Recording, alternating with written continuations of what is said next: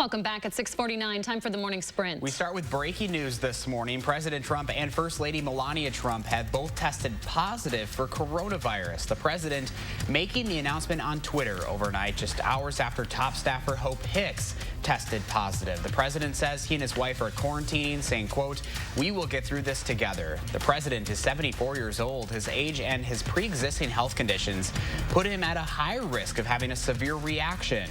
The White House doctor says President Trump is doing well and will continue carrying out his duties, quote, "without disruption." We're taking a live look at the White House this morning, where the First Lady, Melania Trump, says she and the president will be quarantining. First Lady is also canceling all of her engagements. She says both of them are feeling good. Lots of reaction to the president's diagnosis pouring in overnight. Russian President Vladimir Putin among the world leaders extending his wishes for a quick recovery for the president and First Lady.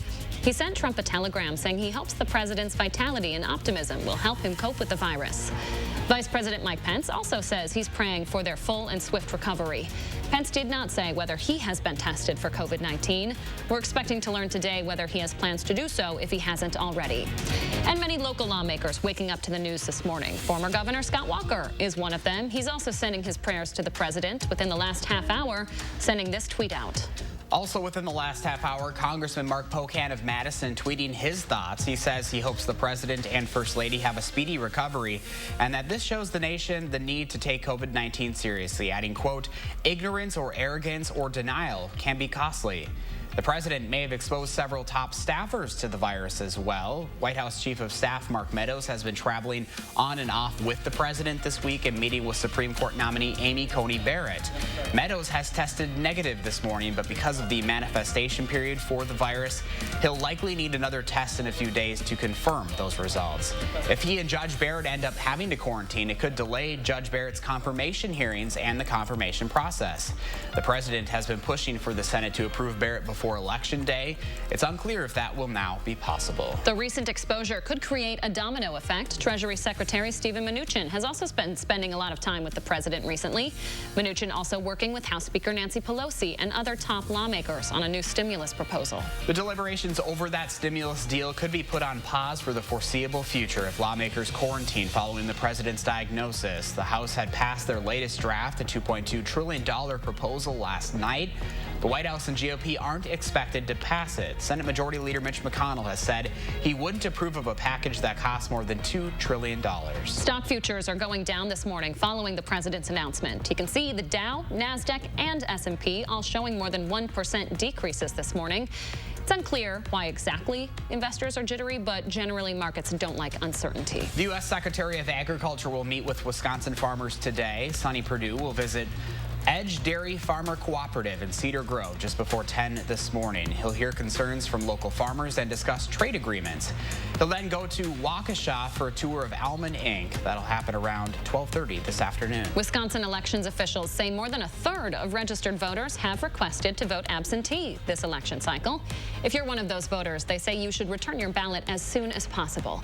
Of the 1.2 million ballots requested, 400,000 have been filled out and received by local clerks.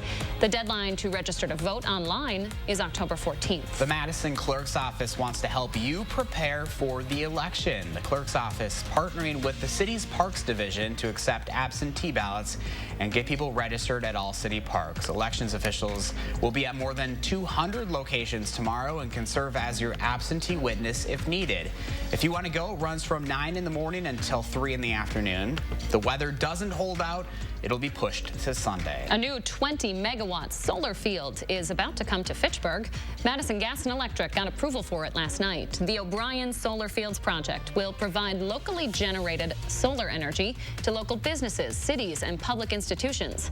MG&E says projects like these will help them get to net zero carbon electricity for all of its customers by 2050. Breeze Stevens Field turning into Breeze Screamin's Field today. It'll be Madison's only haunted house for this spooky season. Social distancing protocols will be in place.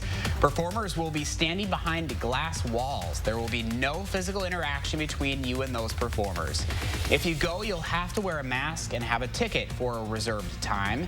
Tickets cost $19. The Brewers season officially over this morning. The Dodgers swept the Brew Crew in the best-of-3 wild-card series, clinching it with a 3-0 shutout win overnight. The Brewers collected only 4 hits in the entire game. They struck out 13 times.